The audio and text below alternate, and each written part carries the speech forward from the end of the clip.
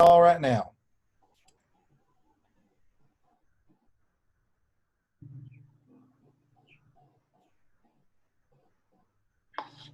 All right, good afternoon, everyone. Welcome to Palmetto Clean Fuels' second electric vehicle virtual experience. Just a little housekeeping up front. We have you all muted for now. During the question and answer session, we can unmute you guys, but just for background noise, we'll keep you muted so there's no interference. Additionally, if you have any questions about the Nissan Leaf, anything electric vehicle oriented, feel free to hit the chat box on the bottom ribbon here and enter it in. Our agenda for today is going to be a little upfront presentation about Palmetto Clean Fuels, and then we're going to hand it off to our presenters, Alan and Janice, who are standing by with a pre-owned Nissan Leaf. So we're going to get it underway now. We'll start off just a little bit of knowledge, I think, where Palmetto Clean Fuels is located. We are an initiative of the Energy Office, and the Energy Office stems out of the Office of Regulatory Staff. So if you hear about rate cases, public utilities, we're housed within that agency, the Office of Regulatory Staff, and we flow down from there. And we're enacted through state legislation and funded by the U.S. Department of Energy. What do we do as an energy office? We promote energy efficiency, renewable energy, and clean transportation. We do it through these bullet points down here. And we try to promote energy efficiency, advanced energies and renewable energies in the state, and state-led initiatives like our state energy plan, which we'll talk about here in a second. Now, just a little bit about Clean Cities. We are a national network of 100 local coalitions, nearly 100 local coalitions. So you might be watching this in South Carolina today, but you might be somewhere else. And if you're wondering, you're probably in a Clean Cities coalition. Cover about 82% of the U.S. population. And I think we've gotten to about 1 billion gallons of gasoline, petroleum gasoline, that we've reduced through our coalition efforts through the United States. Now, how do we get those petroleum reductions? We work with fleets, light, medium, and heavy duty fleets, public and private, to adopt alternative fuels. I know this is about electric vehicles today, but we're fuel agnostic. So anything that's alternative fuels, we work on. Additionally, mobility choices such as connected and autonomous vehicles, we work on those issues and help stakeholders with that as well. We also work with the South Carolina Department of Health and Environmental Control to help fuel economy improvements with fleets and auto reduction measures such as the Breathe Better program at schools and businesses. Additionally, we work on alternative fuel and renewable infrastructure such as just fueling stations, charging stations, that type of infrastructure. We help interested stakeholders put together applications for grant funding and other things such as that. What we're going to talk about today is EVs. So I just wanted to go over a little bit about the market status. Things are changing rapidly and it's quite exciting. So a couple years back, I found this graphic from the Electrification Coalition, and I think it's good, though it's not encompassing of all manufacturers, but it just shows the breadth of how many manufacturers are starting to roll out electric vehicles. I know everyone's known about the Tesla for a while, but there are a lot of other manufacturers putting out vehicles. And in recent news today, Nissan revealed a new electric crossover that's going to be 300 miles and about $40,000 for its base price, and that will be coming out late 2021. So every day something new is coming out. It's pretty exciting. I talked about lead by example in the beginning. This is coming out of our state energy plan. It was a recommendation for state agencies to lead in terms of adopting alternative fuels. So the Energy Office is the first South Carolina agency to procure an electric vehicle. We were able to receive delivery of this in March of this year. And unfortunately, we're only able to put about 20 miles on it before lockdown happened. But we plan to use this as a case study for other agencies looking to adopt alternative fuels. And we plan to make a case study for state fleet management to further their efforts with electrification. Another initiative that we work on is alternative fuel corridors. You may have seen this on the interstates. Driving through South Carolina. We are the first state in the Southeast to get these done.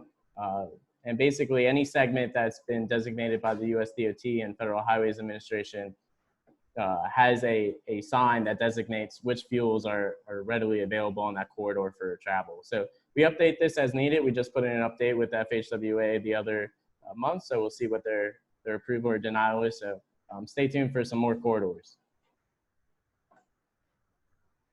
Another initiative of ours is the Plug-in SC campaign. This is a campaign to make a uniform and standardized experience for EV customers who are looking to charge or even just passing by motorists. So going clockwise here, this first photo on the right was Landon Masters, past coordinator here with the kickoff. This was at Border State Electric. This was the inaugural location for the Plug-in SC campaign, which involves these two signs here that you can see in the bottom photo. This was our most recent installation at Hilton Head Resort. And then these plug-in stencil markings. And this is a proud accomplishment that just got finalized the other day. We were able to deploy some chargers at some state parks here in South Carolina. So this is a DC fast charger that we were able to get so beautifully wrapped by some of our team. So just when you visit some parks, look out for some new chargers there. And then another initiative that we got going on is Electric Vehicle Stakeholder Initiative. This is going to be a process to kind of like the state energy plan to get some nice recommendations out that people can take up and work with to promote electric vehicle advancement. Right now, we finished our survey in late May, and right now we're compiling the results. So stay tuned for an EV kickoff seminar in late August. Then just some information on the bottom end here. I don't know if you guys know about these places, but the Alternative Fuel Data Center, this is a great resource for anyone looking for a vehicle, wanting to get more knowledge, just honestly a great resource. They also have this station locator, which is this little screenshot of this map here of just all the stations in South Carolina that have alternative fuel. So if you're looking for something, you can find it there. Then the fueleconomy.gov website, you've probably seen the placard that comes with new cars that you can see the fuel economy. If you're looking to find more information about internal combustion engines or even alternative fuels, this is a great location to find that information as well. This is my contact information and a picture of me before Corona when you could get a haircut. Here's a little longer, but I'm gonna pass it off now to Alan and Janice, who are standing by, so bear with me for 1 second. Alan, do you want to start your video?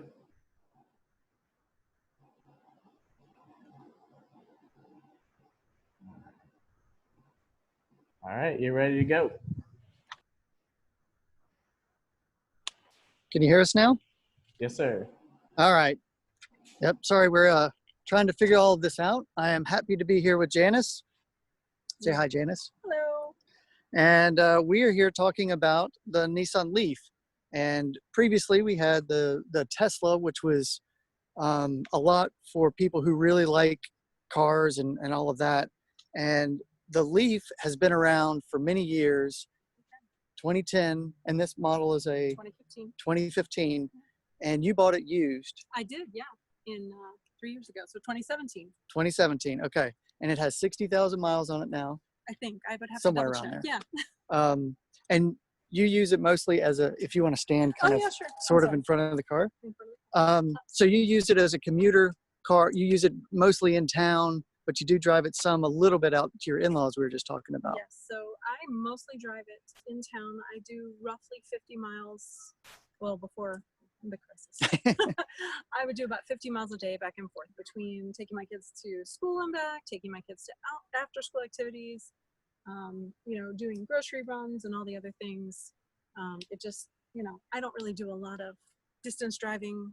I don't do a lot of distance driving. I just mostly do a lot of stuff around town. Most of my trips are 5 to 10, maybe 15 miles max. So when I was looking for a car, I was really excited about the idea of going electric, and I was really not excited about the giant price tag for electric. So I was, doing a lot of research, and a lot of people were starting to get interested in used Leafs. Like they were kind of flooding the market because people tried them, they got leases, and then they let them go because they were like, oh, this doesn't work for my situation. There were a lot of towns and municipalities that like leased them for a year, and then they let them go and they would lease another one for another year. So this used to be in Atlanta. It was a city use car for a couple of employees of the city. And I only know that because I had to clear out their usernames with the contacts. Bluetooth. And we're in Columbia, South Carolina now. Yes, we're in Columbia. And I actually got this through CarMax, and the car was in Atlanta. They had to ship it here. They had to put it, on a truck because it won't drive here, but I don't think they drive them anyway. Once it got here, they had to charge it. They really didn't know how to charge it, and they kept getting error messages. So it took them about a week to finally figure out how to completely charge the car and let me do a test drive and buy the car. And then they found that there was some faulty wire, and so they had to do maybe, I think it took 3 full weeks for me to actually take possession of this car. Yeah. And in the meantime, they let me rent a car because I'd already sold my car to them as part of the deal. So yeah. And so that goes to a little bit of the education that the dealers have when they're not necessarily EV specialist. None of the people that I spoke with wanted to sell me this car. They said, are you sure you understand the limitations? Are you sure you have enough room? Are you sure you are willing to deal with the possible handicapping of only having this much of a range before you have to plug it back in? And, I had been researching them for probably a year and a half. So yeah, I was really excited to do this. My biggest setback for doing this was that I have 3 small children and they all had car seats. And so I had to get to a point where I only had 1 kid in a car seat so that they would all fit in the back seat. And the back seat actually is very large, and it's stadium seating. So it actually sits up because there's batteries underneath it. So my kids have an excellent view. They have a wider than normal back seat. All 3 kids sit fine. To be fair, they are still young. But I have grown adults that will sit back there. But as they age up and I don't have to worry about car seats, that will give them a little more room as well. And again, I've had this car now 3 years, and they are growing up in it great. And we're doing fine. It was a slight change from a minivan, but the gas bill is much better. Yes. The oil change bill is much better. Non-existent. Yeah, completely non-existent. I don't have to pay for either of those. And you charge at home using a 110 outlet, right? Yeah, it's just a regular outlet like I would use to charge, or like I would use to plug in Christmas lights. It's the exact same plug. Just an outdoor It's just extension. an outdoor 110, just like you would plug in a toaster.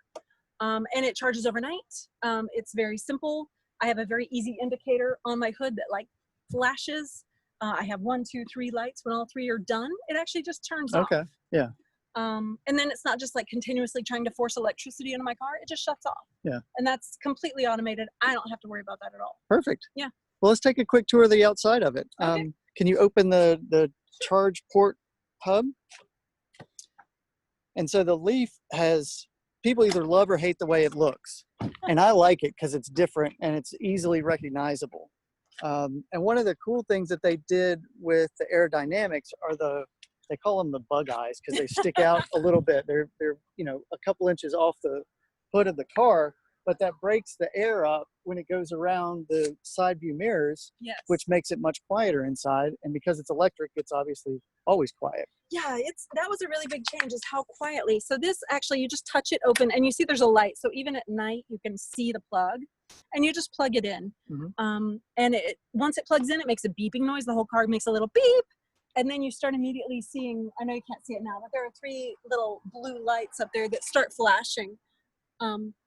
You want all three of them to be completely full and not flashing, and that's how you know it's full. Okay. And it's finger touch close. It's not very hard to do, and it's just pressure closed. And there's really no big grill radiator opening at the front, so it's very clean. And honestly, I have not popped the hood in a year. I'd be happy to pop it if you want to take a look. I'm sure it's just a. I mean, there's not much in there. I think it's a latch. Yeah. But I mean, yeah, there you go. I mean, there's a Leaf from last fall. Sure. But I don't have to, do oil changes. No one's really going in there. You're not keeping that Leaf for posterity. It's not a family heirloom. No, Leaf. It's a very basic setup, but everything's there. You can reach everything. I mean, this is, I guess, windshield wiper. I don't even use that very much. I'm not going to lie. I'll just. Oh, well, there we go. There we go. Now we're set. All right. And then, so let's see the back seat where the kiddos live. Oh, and another thing I really love is that it just has this button. So literally, I just keep this in my purse, my key, or I keep it in my pocket, and then I just push the button. That just locked it, two clicks. That unlocks just this door. That unlocks all the doors.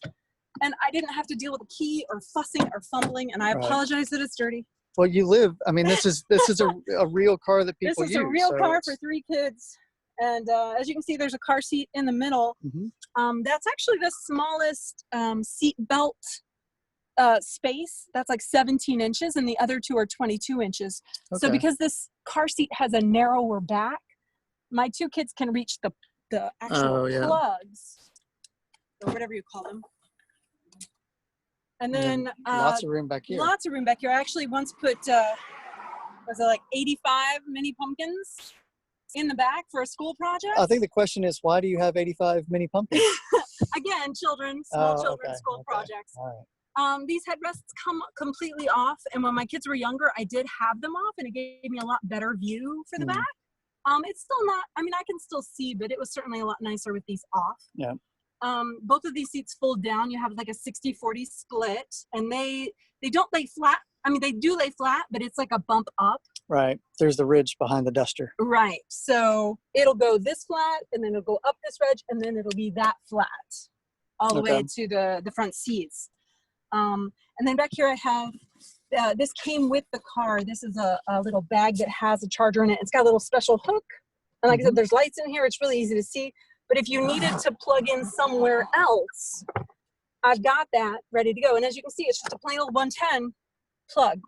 And I can change that out if I want to, because this is the actual plug for this unit. I actually bought this unit off the internet. And let's say this is the charger. And that's what I would put in my car. And then this is what I would put into the wall. Into a wall. This is a 210. Oh yeah, because it's got the right. And then I also got, because this is called, I guess, a dog bone. I have other dog bones. Do you? They all came with that dog and no bone. pets. That's I know, surprising. right? So I can go from this to, I think that's like for an RV. Yeah, like the 220. But it'll do the conversions for me. That's like a giant dryer. Yeah, that's the one that I've got. Yeah, it's got, I mean, all these different options. So that like if you go to an RV can go park, anywhere. Yeah, if you have any sort of, and it will change the conversion for you. Okay. So it does all the math in the head. It basically takes something that's too high of a power down to the power levels my car will use to charge. Okay. And that's just a fun thing to have, you know. Yeah, well. But my car did come with a proper charger that has this, and then on the other end, it's this. But most places, like if you go to Whole Foods or parking garage or something like that, they'll have the cable. They have this. And you just plug that into your car. And you literally just, and it looks just like this. There's a couple of different kinds. This is the 110 to 220. I don't know the specific name for it. It starts with the letter J. Oh, yeah. Yeah. I'm sure somebody but this is at Whole Foods in Columbia. Columbia. This is the charger that I would use in West Columbia that I would use. All the These are the garages. free chargings. Yeah. This is not a fast charge, but it's not. But it's a 220. It's a 220, yeah. So it would be 4 to 8 hours for a full charge. Okay. But if I was going to dinner somewhere, you know, it would give me, you know, another 12 to 14 miles range. Right. Which again, I don't go very far. So let's say, so sometimes I go to this restaurant that's all the way across town. It's 27 miles away. So my range is about 60 to 80 miles, give or take. Depends on how much you brake, how much you go fast, things like that. The slower you go, the more you brake and go. The brakes regenerate the battery. So again, I go to this place. It's a little bit far if you think about it, because let's get there fast and let's go home fast.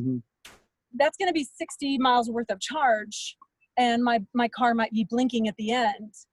But if I go slow, it'll regen itself, and I'll be home, and I'll still have like 40 miles worth of charge. Like it really depends on how you drive. Yeah. So the slower you drive, the more safely you drive, the better off you are. And again, I did break my thing. Sorry about that. Oh, that's all right. Usually we did, unless you pointed it out, we wouldn't have even noticed. Yeah, and then there's the other side of the kids. Yep. Oh, and now I moved the seat all the way back for you to kind of see that even with the seat all the way back, a kid has legroom. Yeah. I mean, not a grown adult, but a kid has legroom. And this is the seat all the way back. An adult has a ridiculous amount of leg room. And there's a lot of headroom too. Yes, there's a lot of headroom. It's a very tall car. Like I said, the kids have stadium seating. You can kind of see that these seats are lower and those seats are higher. So they can see right over me. They can tell me exactly how I'm not driving the way they need me to drive. But there's good leg room. There's good airflow. The only thing that I would say that I don't love about the console area is that they've really kind of cramped down the amount of size you could have for drinks. My husband loves a 20-ounce cup. Okay. He loves the jumbo-sized the big gulps with the straws, like they don't fit.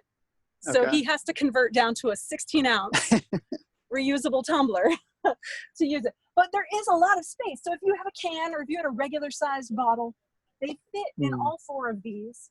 And then I have 2 cup holders. And then there's this weird square here that does nothing that I understand. It's just a kind of a weird square in there, and it's dirty. I apologize.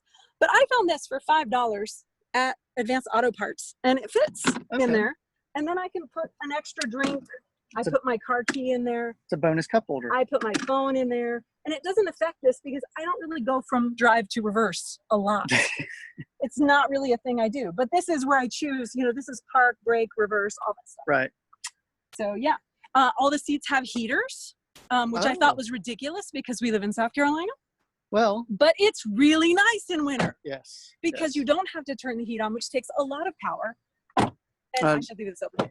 And my kids get their butts warm. I get my butt warm. Oh, and the steering wheel has a heater. Yeah. Nice. Right. So I don't know if they had that in mind because they expected a lot of cold climate users, but I love them because I hate the cold. Worthy feature. Yeah. A random feature I do not need at all, but some people might enjoy. It has a USB plug, and its only job, it does not charge anything. Its only job is to intake an iPod so you can play music. Yeah. You got that going for you. Any other questions I should? Well, I don't know. I haven't been watching the chat as faithfully as I probably should have. So let me check and see if there are any other questions. Hey, Alan, I guess I can pull one from the chat. One was, how long does it usually take you to charge your car using level 1 versus level 2? Okay, so level 1 is usually when I'm charging at home. So I usually plug it in when I get home, whenever that is. And I usually go to bed around 11 o'clock at night. And I always kind of check the perimeter, make sure all the doors are locked, and my car is right there in the carport. And I can see if the lights are still blinking or not, and almost always they're not. So unless I've truly drained my battery during the day, I come home around 5 or 6 in the afternoon, it's done by midnight. If I've really sapped everything out of my car, it'll be done by the morning. I've never gone out in the morning and it's still blinking. Overnight, like your cell phone. 6 p.m. to 6 a.m. is a fully charged car, 12 hours max. That's kind of the worst case scenario. Yeah, that's the worst case scenario. And again, there's free 220 chargers all over. You can upgrade your carport to be 220. You can actually, you have 220 in your house with your dryer. So I have seen people who've taken that plug and use it for the dryer, use it for the car. I wouldn't recommend that, but I have seen it done on YouTube. Okay. Okay. All right. I don't know. That definitely cuts the time in half. And like I said, when you're out around town, you get some a little bit here, you get a little bit of juice there. I don't generally do that. I've had this car almost 3 years now. I've on purpose needed to plug in maybe 5 times. Yeah. So. Well, let's take a quick spin over to the other, we're going to go to a charging space here in West Columbia and give you guys an idea for what it feels like to drive. I do need to clean up our mess before we leave. Here, why don't you take this for a second as we mask up to get in the car. All right. I can maybe tell you a little bit more about the car inside. So it does have power windows, power locks, power controlling of the rear view mirrors. That's what this one is right here. And then we have some buttons here. So I was talking about that heated steering wheel. This is for when you plug in. So I'm going to turn the car on real quick. So you just put your foot on the brake and you push the little on button, which is right here, and it's turning on. And mostly because I need air conditioning because it is hot. So we're gonna crank that up. So my air conditioner's over here, and we are doing 72 degrees, full power. Ah. So I have like a radio, whatever. In theory, I think it does do navigation. I have never used it for that because I use my own GPS. And you know your way around town. And I know my way around town. I do have a backup camera, and I love the lines. I don't know if you can see that, but there's red, yellow, and green. So as I back up, it also helps them kind of where I'm putting my car. It really helps line everything up very nicely.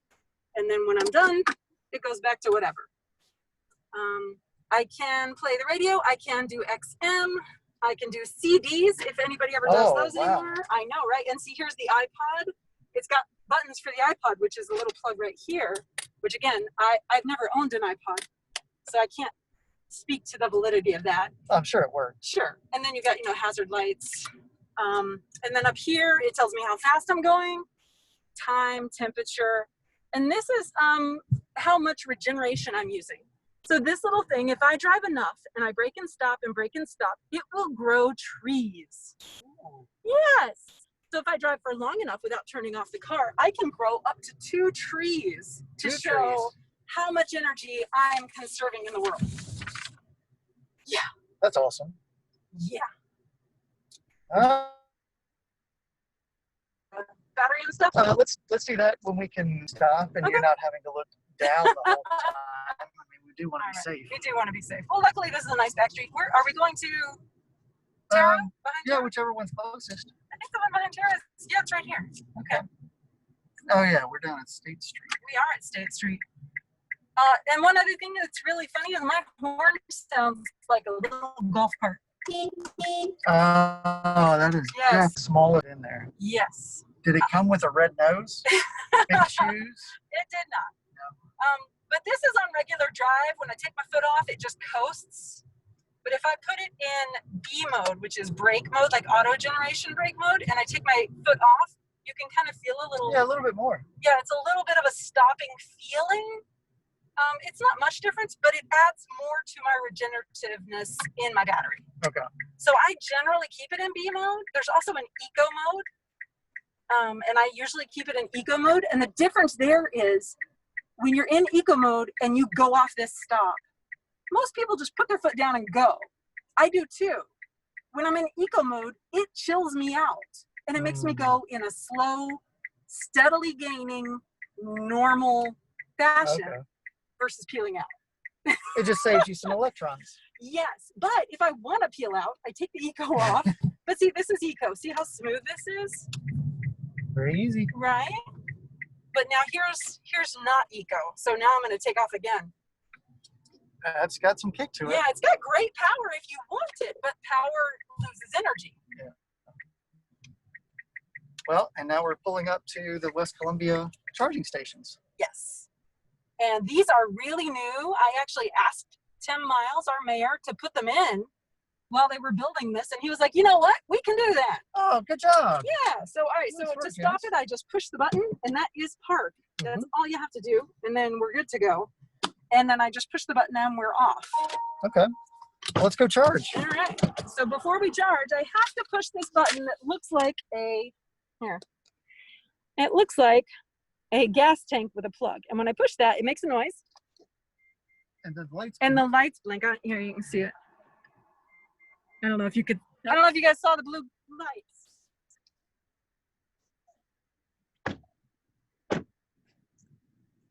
So pushing that button makes this come up. And when you go to the controller, usually you have to push the button to unlock it. Oh, that's a little tied up. And it's just straight in.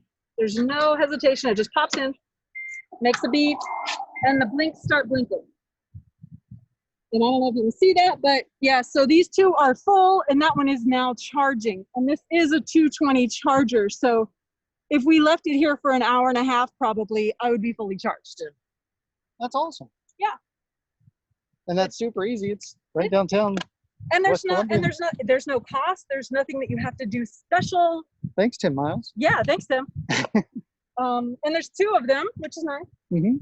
And the owner of a Squirrels had restaurant chicken. that was over there has a Tesla, and he would come down here and park Yeah. and charge when he wasn't around. So And I don't know anything about Teslas or their chargers, so I don't know how that works. I do know that there are adapters you can buy, like second market or second hand or whatever you call that. After. the Teslas come with a little adapter, so we Nice. So we you just can pull do up this here charge. and yeah, Nice. we've done it when we ate dinner here one time. But So, yeah, yeah. it charges really easily. The tires are, very low profile. They were not very expensive. I did actually replace them, I think at like 50,000 miles. Very inexpensive to do. I could probably take this off from outside. I did tint the windows. Yeah, talk about that, because that was one thing that I noticed. I saw you driving the other day, and I was like, oh, that's definitely Janice. Yeah, you can't see me. It is slightly on the cusp of legal. The front window also has tint, but it is literally the clear tint, but the act of just putting the tint on there causes a reflection action. But then the back windows, you can see a noticeable difference. This one is the current legal amount, and then this one is the darker Slightly less amount, because in the back you can be blacked out. Oh, okay. But in the front, the police apparently need to see you. So this is like the limousine tint. Yes, it's not quite the darkest you can get, but it's like pretty close. Okay. And that was really just for cooling purposes, because I read a lot of things online that said your air conditioner will take a lot of energy, your heater will take a lot of energy. That's why they have the seat warmers, because they would rather you not. And I can't claim to have ever run the heater.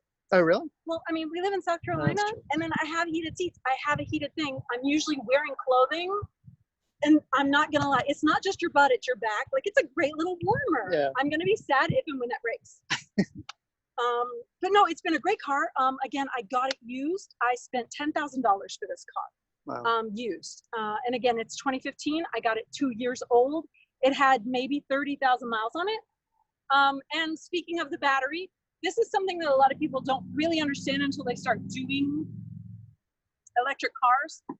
It doesn't matter how far the car can go in theory. What matters is how much of a battery life you have left. So my car, and I don't know how Teslas work, I'm sorry. It has 12 bars. That's what they call it. You start out with 12 bars of battery. When the car is brand new. When the car is brand new out of the factory. And you can charge up to 12 bars no matter how many bars you have. So let's say that you only have a car that has 8 bars worth of energy. I can charge it to 12 bars. But it will show you, and you guys can see when we go back in there, because I have lost 1 bar, so I'm down to 11 bars. They really say that you don't have to worry until you get down to about 6 bars. At 6 bars, you're really losing quality of life with your car. Because the range is your range is really limited. And especially for me, that was another thing I probably should have shown you. I don't have quick charge, but that's an option. So if you look here, there's just an empty hole where there could have been a quick charger, a CHAdeMO charger. Now, Nissan has said that they're getting rid of CHAdeMO chargers because they actually damage the they didn't say damage the battery. They lessen the life and integrity of the battery life. So if you're relying on the quick charge day in and day out, like let's just say you're driving into work, you're doing the quick charge, and then you're driving home, that's more damaging to your car than if you slow charged overnight, went to work and came home and slow charged overnight. Some people didn't have those options. People made different decisions based on what they knew at the time. And because when you got it, it was still the 11 bar, or it was 12 bars. 12 bars when I got it. I didn't lose a bar until the end of last year. Okay. Yeah. Is the battery replaceable? Yes. And I think as more of these get older, it's going to be more affordable. Right now, I'm in a Nissan Leaf USA Facebook group. It's a public open group. Anybody can look for that. There are people that are constantly talking about what the cost to replace the batteries are. I think I've seen that it's like $8,000. Wow. And that's literally taking the entire battery pack out and putting in a whole new fresh one. And the new battery packs have more range. Okay. So my car originally spec'd out, I think, at 88-mile range. And I get that even now, because it's kind of variable based on how cold it is. Colder temperatures kill the battery. Higher temperatures are fine with the battery. I don't know why. And I'm not living in Arizona. I think physics is the reason. Sure. But I have heard people that live in snow have issues with the battery being not charging to the full capacity. I have never not gotten 80 plus miles per hour, even with losing a bar. Yeah, that's great. That's awesome. Well, I mean, it's been a good car for you. I mean, for the price you pay, the no maintenance cost whatsoever. You probably haven't done any brake pad changes or anything like that. No. And the regenerative braking is great for that, because I'm not putting my feet on the brake hardly at all, because I stay in B mode. So whenever I'm around town, if it looks like everyone's slowing down, all I do is take my foot off the gas and my car's slowing down. Yeah. So the cost savings for this and for what you use it for is really ideal, and it's an inexpensive way to get very useful transportation. I mean, it's a good car. I mean, yeah, no, it's a great car. I mean, the only negative to this car is it's got a black interior. That's hot. I was like, but other than that, I'm going to go back in where the air conditioning is. Well, we can go at least stand in the shade for a minute. Okay. Because, the sun came back out, and it's a little bit much. So I'll turn the camera around. Ben or Landon, if you guys have any other questions for us, otherwise we'll sign off. But thanks for giving us the platform to talk about EVs and come out and show you guys the Nissan Leaf. Very affordable, super easy car to maintain. Make a great first car for high schoolers, I think. Yeah, and that's a beautiful thing. If you're worried about your kid driving far, far, far away, they're not gonna. That's true. Your kid's not driving off to Charlotte tonight. Yeah, there's no overnight trips away from mom and dad. No, there are not. So, and the charging out in about is free. I mean, I have not yet spent a dime charging for anywhere I've gone. That makes it easy. Yeah, it's great. Well, Ben or Landon, do you guys have any questions? Yeah. First off, thank you guys. I think this is, great. You guys, I think, have answered a lot of the questions that have been in the chat. So awesome stuff, guys. You make a compelling case to get one of these myself. Well, we just want to educate. Yeah. You mentioned you were saving money, Janice. I was wondering if maybe you were keeping track of how much you were spending with the minivan, as how much you're spending. I'm guessing zero in fuel costs now. Just how much maybe you spent. Yeah, well, I can't really compare right now with COVID, but prior to COVID, I actually am a very budget conscious person, and I was spending roughly $150 to $200 a month on gasoline on average. But again, I take my kids all kinds of places. We go back and forth to school. We go back and forth to lessons. We go hang out with friends. It's nothing to drive to the park in Irmo to hang out for 2 or 3 hours. Because when you have 3 kids and you don't work, you have time. And that time is much better spent outside of your house than in your house. So I was spending about $150 to $200 in gas on average. That includes trips to, grandma's house and things like that. And then oil changes. I don't buy oil anymore, so there's no oil changes in those. My husband still drives a regular car, and those are like $60. That sounds about right. So, and that's every 3,000 miles. Now, I don't know. It's been 3 years. Yeah. That's at least $220 a month if you do gasoline, oil changes, brake changes, all of that. Right. I would say that, and that's a lot. And again, the tires, I think I spent $200 on tires, because they're small and they're low profile and they're not fancy car tires. Yeah. This is not, this is your mom's car. Or a teenager's car. Or a teenager's if you want car. them to be safe. Or, yes, it's a very safe car. We're doing an interview. Hey, we're on the web right now. Say hi. Don't park in the electric spot. We're being heckled. Yes. Oh, man. Small town. Landon, I don't know if you have any questions. I did have one. As you were talking earlier, you said, "Oh, my car is dirty. Sorry about that." And one of the common misconceptions that we hear from folks is, "Well, what about taking this through a car wash? Is it going to get electrocuted? Am I going to get electrocuted?" So I wanted just to bring that up. No, actually, that's how I broke the last little piece on the back of my car, because I love getting my car washed. I really enjoy a clean car.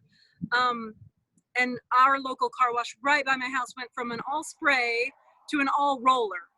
And the roller was a little bit excessively aggressive with the back of my car. And so the little shield for my light on the top kind of flew up. Was not expecting that. I'm sure that's completely a fluke and a random thing. And that probably would have happened to anybody. But I have been getting washes with this car, I would say once a month. I don't do it in my house. I go to the place around the corner. And the other thing is, people ask, can you charge it in the rain? Like if it was raining right now, and you can plug it in, and the electricity will not go until they have a clean circuit. Yeah. So there's no risk of electrocution in the rain. And they did ask about putting a hitch on the back of it for yes. bikes. So you can put a hitch on the back. Again, there's a forum, Nissan Leaf users, maybe it's USA, but there's actually even a sub forum of that, of people who haul things with their Nissan Leafs. They try to see how much and how far they can haul things. But people constantly put bike racks on. I actually have a bike rack for this car, but it's the kind that attaches to the window, the door, kind of the frame. And I have gone camping with my children. I've packed up the whole back, and I have put bikes on the back for all 3 of my children and driven to Lake Wateree without charging. That's impressive. And then when you get to the campsite, there's a plug. Yeah. And you had the smallest RV there. The smallest RV there. I had so much space. It was great. Were there any other questions that we missed? I guess maybe one is, what is the average comparison for a mile per gallon equivalent compared to a gasoline mile per gallon? I don't know if you guys know that. I don't know what it is for the Leaf, but it's usually for a pure electric, it's over 100 miles per gallon equivalent. Yeah, that's what I was going to say that too, but. And that's probably on the low end. I know some of the more efficient, like a Kia Soul or a Tesla Model 3 would be up to 130, maybe a little bit higher than that. I think honestly for me, I do have 3 kids. I'm busy. I don't always remember to plug in my car. I have gone maybe 3 or 4 days of back and forth doing all the little errands that I do every single day. And right at the end of that 3rd or 4th day, my car's like, hey lady, plug me in. So, I mean, that would be equivalent to going to the gas station every 3 or 4 days. And again, I'm paying an electricity, but honestly, my electric bill went down this year. Yeah. So, I mean, I can't be soaking up so much electricity that my house cares. Right. I care more about my air conditioner. And in terms of cost of mile per gallon equivalent for electric vehicles is about 50 to 60% less in terms of gallon of energy, if you're going to put it into your gasoline car. So quite the savings that you can have with charging. Yes, it's definitely a savings. I can't tell you the math on that. No, that's where we have Excel. Yes, it is a savings. All right. Absolutely savings. And then we just have, Landon, I'm sorry, go ahead. I was going to say, this is an excellent example of, us hearing that most drivers on a normal situation are driving, 30 miles, 40 miles a day. And the question of range always comes up. I know you said that out of the box, your vehicle got 88 miles of range max. And there are, extended range options if there's range anxiety or worries out there. Some of the newer models do have, more range built in to them, but it's important, and this is a perfect example to note, how many miles do you actually drive in a day? Before you're considering an electric vehicle, maybe keep a log for a week or 2 and actually see how many miles you drive and if an electric vehicle could fit into your lifestyle. And there's always the opportunity for, everybody wants to go on trips and do vacations and whatnot before and after COVID. And so there is still the option to go and rent a car. And for 1 week's worth of gas, you can get a car with lots of room to go on that trip, bring it back, and then get back in your EV for the rest of the And it's still cheaper. It's so much cheaper. Yeah. I mean, yeah. $200 a month just in gas. That adds up. Yes. So, and again, because I got this used, I didn't take a hit on the cost of this car. This car new cost $30-something thousand. I spent 10. And I traded in my van for 10. So, or rather, you know, I got it. I didn't owe anything on it when I dropped it off. So it was like I just got to walk away from that, which was nice. So then I just had a $10,000 car payment, which to me sounded great for a 1 or 2 year old car with very low miles. And again, it was driven by. Paid off with gas savings. Yes, paid it off with gas savings. It's totally paid off. So, yeah, it was a nice affordable gas payment or car payment. And insurance. Insurance is very affordable with the Leaf. It's less than it was with my minivan. Oh, good. Yeah. Seems like All an right. all around. We're selling EVs today. Yeah. And I will say that the new Nissans have a range upwards of like 230 miles an hour. 230 miles. To the charge. But again, it's not, well, my car, I don't know about the newer Nissans, but my car is not an interstate car. I can drive it to Harbison and back, which is, I don't know, maybe 5 or 10 miles of interstate, and drive it home. And I can maybe do that once before I need to, and then drive around town. But I can't go out to Harbison 2 times in a day and drive around, because going on the interstate and that high speed, that's what kills my battery. But, you know, for that, like you said, that city driving where you're using that regenerative braking and, you know, slow speeds, that's where an electric vehicle excels in slow speed driving. So if, you know, you're finding yourself in traffic jams and, you know, city driving all the time, an electric vehicle is really a great option. Yes. Well, I don't think we have any more questions in the chat box, and I know we're close to our hour, so We'll pass it back to you guys. I would just like to say thank you guys very much for taking the time out of your afternoon to show us your lovely Nissan Leaf. It's a great car, and I think you made a great message for everyone about electric vehicles today. So thank you all. Yeah, you're welcome. It's a great car. All righty. All right. Thank you so much. Bye. Thank you. All righty, everyone. I'm gonna end the Bye. webinar here. So thank you for attending. Bye-bye. Thank you.